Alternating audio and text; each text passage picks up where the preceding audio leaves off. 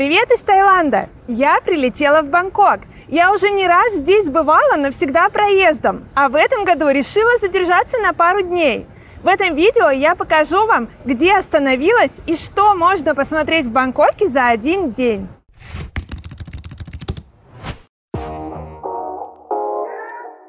Бангкок ежегодно попадает в десятку самых посещаемых городов мира. Это самый оживленный и колоритный город Таиланда. Лучший шопинг, интересные места и множество развлечений, тысячи отелей и впечатляющие небоскребы. Все это Бангкок. Конечно, осмотреть его полностью невозможно даже за 2 недели. Я постаралась выжать максимум из короткой поездки. Я не стала осматривать трущобы, китайские рынки и злачные места. Такое меня не интересует. Зато увидела самые красивые храмы и так называемый королевский Бангкок. Уверена, что и вам он понравится. Обо всем по порядку. Начнем с отеля. Я решила остановиться в спокойном районе Бангкока. Этот мегаполис слишком шумный и оживленный, а я нашла потрясающий уголок тишины.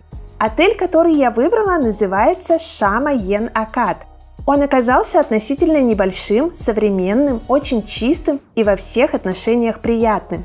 В интерьере повсюду чувствуется внимание к деталям, а в зоне бассейна всегда царит атмосфера спокойствия. Гости могут пользоваться всей инфраструктурой без доплат, в том числе и современным тренажерным залом и даже прачечной. На верхнем этаже есть выход на уютную террасу. Тут игровая площадка для детей и небольшая зона отдыха. На всей территории отеля работает очень быстрый Wi-Fi.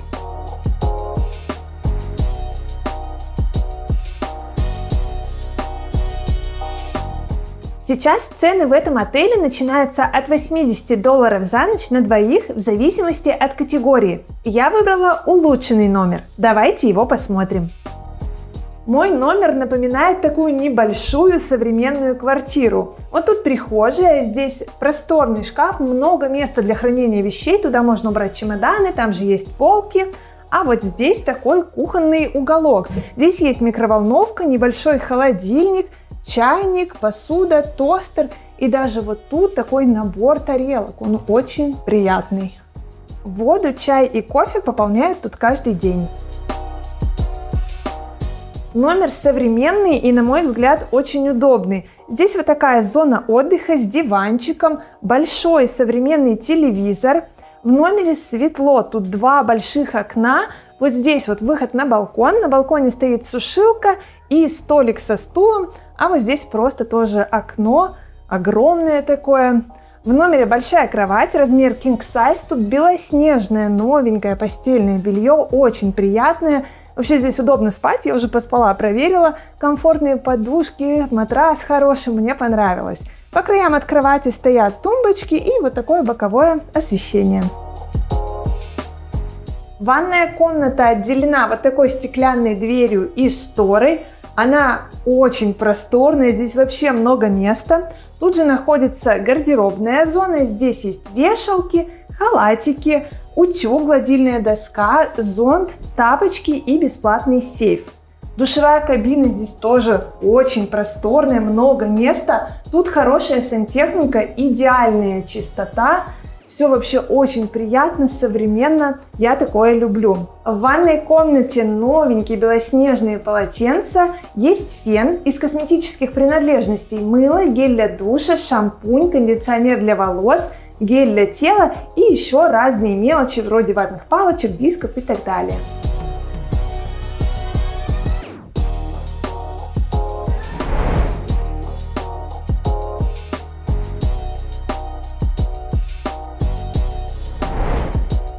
Я бронировала проживание с завтраками. Они проходят в ресторане Бранч Парадиса, расположенном при отеле.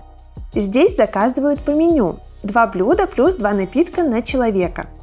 Сюда же можно прийти и днем, чтобы пообедать или выпить кофе. Готовят здесь, на мой взгляд, вкусно.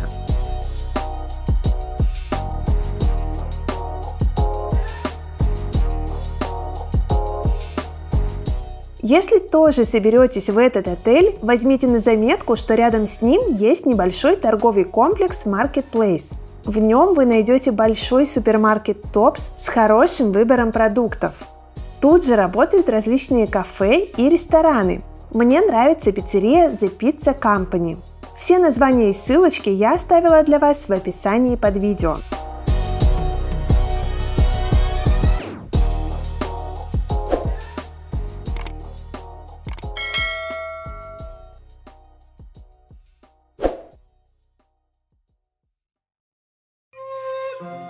Что посмотреть в Бангкоке за один день? Как правило, любой турист первым делом отправляется в Большой Королевский дворец. Осмотр его территории начинается со знаменитого храма изумрудного Будды. Позолоченные крыши, окна и двери с причудливыми узорами, статуи мистических существ. Это место поражает с первого взгляда. Однако это не просто красивая постройка, а одно из самых священных мест не только в Бангкоке, но и во всем Таиланде. Один год в Таиланде делит на 3 сезона, поэтому у Будды есть 3 одежды по сезонам Таиланда. Внутри храма хранится статуя Будды зеленого цвета. Ее нашли в 1431 году, и из-за цвета решили, что фигура вырезана из изумруда. Позже оказалось, что это куда менее ценный камень нефрит, но название уже прижилось. С этим местом вообще связано много любопытных историй. При посещении храма изумрудного Будды нужно соблюдать дресс-код. Плечи и колени необходимо прикрыть. Наличие хотя бы минимального рукава обязательно. Просто накинуть на плечи платок нельзя. Это место в Бангкоке однозначно стоит увидеть каждому туристу. Именно этот храм изображен на всех туристических открытках. Храм изумрудного Будды относится к территории Большого Королевского дворца, главное здание которого, оно называется Дворец Чикри, поражает необычной архитектурой. Традиционные черты итальянского ренессанса и типичные тайские крыши смотрятся удивительно гармонично. На территории дворца всегда очень много туристов, поэтому я решила посетить его с экскурсией. Опытный гид всегда подскажет, как лучше обогнуть толпу и в каком порядке осматривать объекты. Я выбрала тур по главным достопримечательностям Бангкока в мини-группе. Часть экскурсии проводит русский гид, а часть тайский, который отлично говорит на русском языке. Тур я бронировала на российском сайте «Спутник». Тут всегда надежные и хорошие цены. Экскурсия по Бангкоку мне очень понравилась, поэтому в описании под видео я оставлю для вас ссылочку. Кстати, в стоимость тура включены входные билеты на все достопримечательности, которые я покажу в этом видео.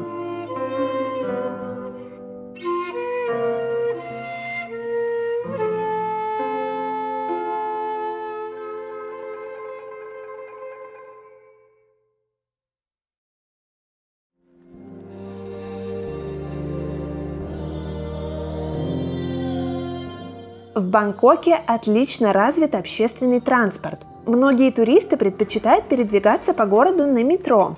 С его помощью можно добраться даже в аэропорт. Интересно, что к общественному транспорту относятся даже речные трамвайчики, хотя я все равно предпочитаю перемещаться только на такси. А вот возможность покататься на лодке в Бангкоке у меня была на экскурсии. Путешествие по каналу Siam Sap – это маленькое приключение.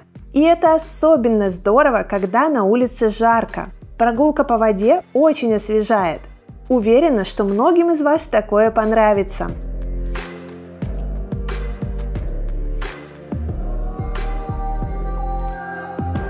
С воды открывается интересный ракурс на Бангкок. Кроме того, тут можно увидеть типичные тайские дома, а также удивительный храм, возле которого водятся огромные самы. Они всегда рады, если туристы их кормят.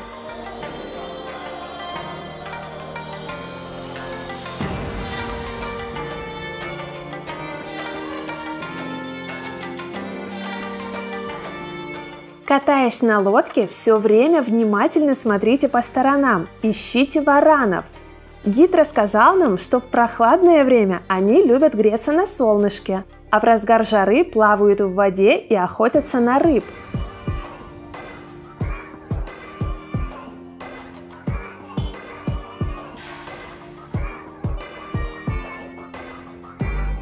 Наша прогулка была насыщенной, познавательной и освежающе приятной.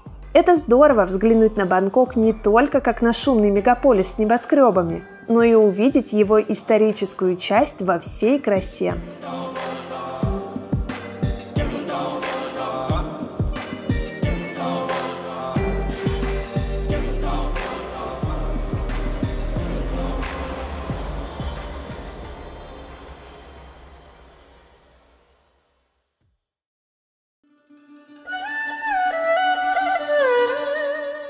Одна из главных достопримечательностей Бангкока – храм лежачего Будды. В нем тоже стремятся побывать все туристы. Настоящее название храма здесь по-тайски Wat Prachetupon Vimon Mangkalaram Ratchawara Mahavihar называется. Но короткое имя Wat Po называется. Wat – это как будет по-тайски храм, Po – это название дерева. Wat Po – это значит храм лежачего Будды и самый лучший массаж в Таиланде. Раньше в храме здесь была школа массажа, вот маленькая беседка. Храм лежачего Будды был построен задолго до основания Бангкока, а сегодня это одно из наиболее посещаемых мест столицы Таиланда. Во время короля Рамы III на его территории работала лучшая школа тайского массажа. Можно сказать, что именно здесь и были разработаны его основные принципы. У храма очень интересная история. На экскурсии вам об этом расскажут. Wat Po примечателен скульптурой лежачего Будды внушительных размеров. Его длина 46 метров, высота 15 метров. Рассматривая ее, вы непременно услышите несмолкаемый звон монет. Обогнув статую, вы увидите длинный ряд из 108 бронзовых чаш. Посетители обязательно бросают в них монетки на удачу. По преданию, надо бросить по одной в каждую чашу. В храме можно разменять купюру на мелкие монеты, но гид посоветовал нам кинуть хотя бы одну. На выходе из храма Wat Po монахи обрызгивали посетителей святой водой на удачу. Все желающие могли сделать посильное пожертвование храму и взять красную нить. Затем нужно подойти с ней к монаху, чтобы он повязал ее и прочитал напутственные слова благословения. Считается, что это принесет удачу.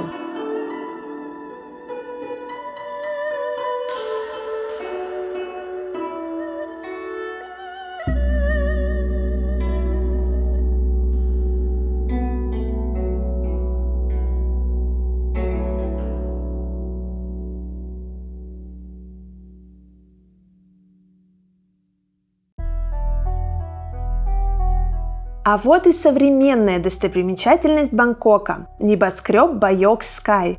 Это третье по высоте здание в столице Таиланда. Внутри находится отель Bayok Sky, номера которого расположены с 22 по 74 этаж. Мы же сразу поднялись на 77 этаж, в панорамный ресторан с красивым видом на Бангкок. Здесь у нас был обед в формате шведского стола. Выбор еды очень достойный. Блюда тайской и европейской кухни, морепродукты, фрукты, десерты. Каждый найдет то, что понравится. Этот обед включен в стоимость обзорной экскурсии. Я очень рада, что во время короткой остановки в Бангкоке смогла поесть в одном из самых высоких ресторанов города. Вид за окном очень впечатляет. На 84 этаже находится смотровая площадка небоскреба Bayok Sky. Она вращается на 360 градусов. Заграждающего стекла тут нет, только решетка для безопасности посетителей. Отсюда получаются отличные фотографии Бангкока. Здесь однозначно стоит побывать каждому туристу.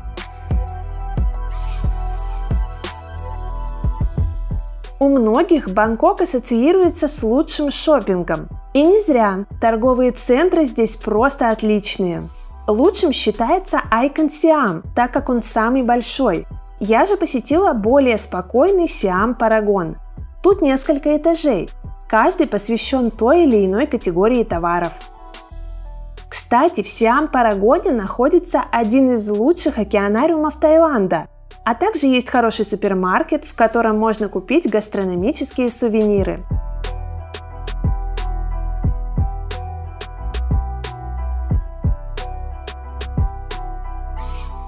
Ставьте лайк, если вам захотелось побывать в Бангкоке. Мне понравилось, что я наконец-то нашла на него время.